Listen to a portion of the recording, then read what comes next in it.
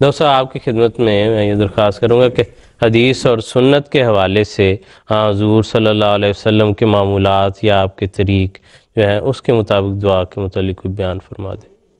حضور صلی اللہ علیہ وسلم کی حیات طیبہ چونکہ کانا خلق القرآن کے مطابق تھے اور قرآن کریم کی تعلیمات کو آپ نے زندہ طور پہ لوگوں کے سامنے عملی طور پہ پیش کیا فرمایا، اور اس حوالے سے اگر ہم حضور صلی اللہ علیہ وسلم کی حیات طیبہ پر نظر دوڑائیں تو یوں محسوس ہوتا ہے کہ اٹھنے سے لے کر رات دوبارہ سونے تک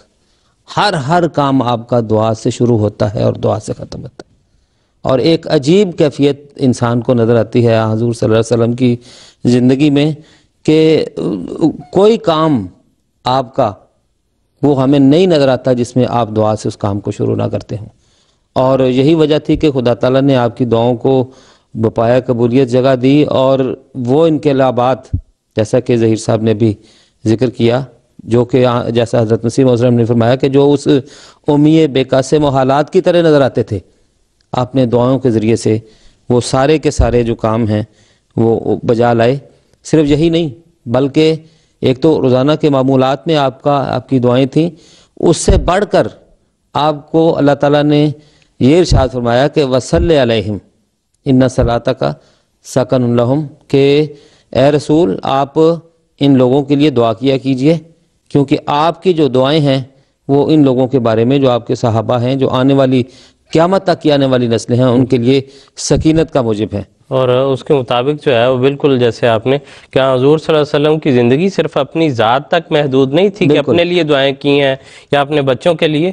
ساری تک کے لوگوں کے لیے دعائیں کی، انسانیت کے لیے دعائیں کی ہیں، ساری امت کے لیے دعائیں کی ہیں۔ اور یوں وہ غالباً عبید اللہ صاحب کا ہے وہ شعر جس کا مصرع میرے ذہن میں آ رہا ہے، وہ ایک شخص دعا ہی دعا ہمارے لیے، یعنی مجسم دعا جو ہے ہمارے لیے۔ اور سیدنا حضرت خلیفۃ المسیح رابع رحمہ اللہ نے اپنے خطبہ جمعہ میں بیان فرمایا تھا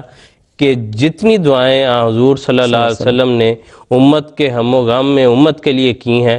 اگر ہم کسی طرح اس کا شکر ادا کر ہی نہیں سکتے سوائے اس کے کہ ہم دن رات جو ہے حضور صلی اللہ علیہ وسلم پر درود بھیجتے رہے۔ تو حضرت مسیح موعود علیہ السلام اس بارے میں فرماتے ہیں، اور بڑا زبردست حضرت مسیح السلام کا اس ضمن میں اقتباس ہے، فرماتے ہیں کہ حضور صلی اللہ علیہ وسلم کی دعائیں دنیا کے لیے نہ تھیں، بلکہ آپ کی دعائیں یہ تھیں کہ بت پرستی دور ہو جاوے اور خدا تعالیٰ کی توحید قائم ہو، اور یہ انقلاب عظیم میں دیکھ لوں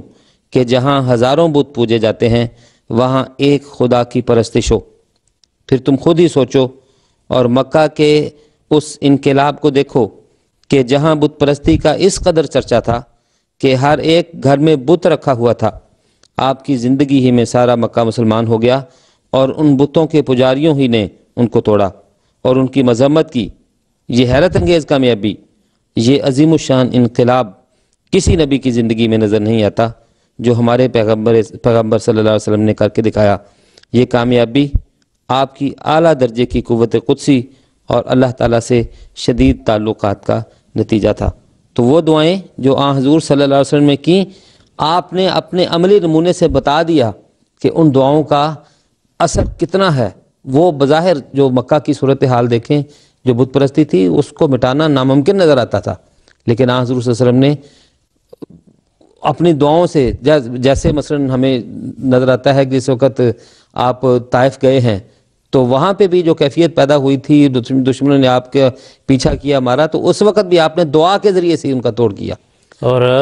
دعا کے نتیجے میں جو انقلابات آئے ہیں، جو تبدیلیاں آئی ہیں، جو بھی ہوا وہ دعا کے نتیجے میں ہے۔ اور سیدنا حضرت مسیح موعود علیہ السلام نے دوسرا یہ لکھا ہے، یہ ان کی سیرت کی جو کتاب ہے حضرت شیخ یعقوب علی عرفانی صاحب نے جو مرتب کیا، اس میں انہوں نے یہ لکھا کہ سیرت مسیح موعود، اس میں انہوں نے یہ بیان کیا کہ آخری عمر میں بعض دفعہ حضور یہ فرماتے تھے کہ بہت کچھ لکھا گیا اور ہر طرح سے اتمام حجت کیا، اب تو جی چاہتا ہے کہ میں صرف دعائیں کیا کروں، کہ دعاؤں کے ذریعے سے یہ سارے کام ہوں گے اور اس کے نتیجے میں ساری تبدیلی جو ہے وہ انشاءاللہ آئے گی۔ اور خان صاحب موضوع ایسا وسیع ہے، اس پر جو ہے جی ضرور حضور صلی اللہ علیہ وسلم کے حوالے سے ویسے تو مضمون اتنا وسیع ہے کہ اس پہ جتنی بھی بحث کرتے جائیں وہ تشنے کی بھی بڑھتی رہتی ہے اور معلومات بھی اس پر گفتگو ہو، لیکن اصل یہ ہے کہ حضور صلی اللہ علیہ وسلم نے صرف خود دعائیں نہیں کی. یہ ہوتا ہے کہ چلیں ایک نبی کا کام ہے دعائیں کرنا تو بس کافی ہے، بلکہ آپ نے اپنے صحابہ کو بڑے پیارے انداز سے اپنے ساتھ ملا کے ان دعاؤں پہ لگایا. حضرت ربیعہ بن کعب اسلمی رضی اللہ تعالیٰ عنہ چھوٹے بچے تھے، دیکھیں حضرت وسلم کے پیار کا انداز. تو ایک دن وہ حضور صلی اللہ علیہ وسلم کے ساتھ ان کو سونے کا موقع ملا اور صبح جب تہجد پڑھنے لگے تو انہوں نے حضور صلی اللہ علیہ وسلم کو وضو کروایا. بڑے خوش ہوئے حضور صلی اللہ علیہ وسلم، تو فرمایا کہ مانگو کیا مانگنا چاہتے ہو. انہوں نے عرض کی کہ حضور میں آپ کی جنت میں آپ کی مرافقت مانگنا چاہتا ہوں، آپ کا ساتھی بننا چاہتا ہوں جنت میں بھی. تو حضور صلی اللہ علیہ وسلم نے فرمایا کہ کچھ اور چیز؟ انہوں نے عرض کی کہ نہیں حضور صرف مجھے یہی چاہیے.